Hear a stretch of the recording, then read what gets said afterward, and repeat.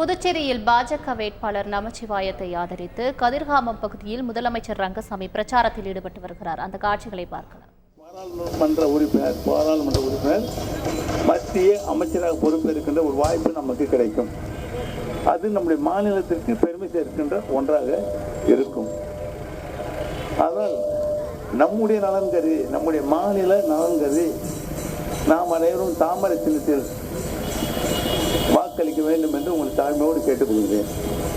நம்முடைய அரசு பொறுப்பேற்று எல்லா திட்டங்களையும் நலத்திட்டங்களையும் உள்கட்டமைப்பையும் மேம்படுத்துவதில் மிகுந்த கவனம் செலுத்தி வருகின்றது.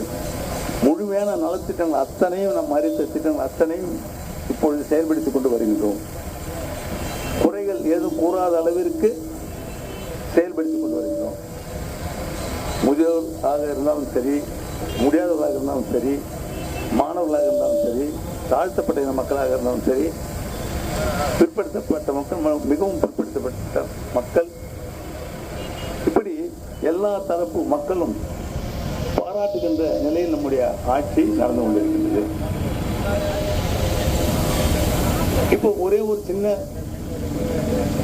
மக்கள்லாம் கேட்கறது, போகின்ற இடம் கேட்பது, ரேஷன் கடைகள் திறந்து அரிசி கொடுங்க அப்படின்றாங்க.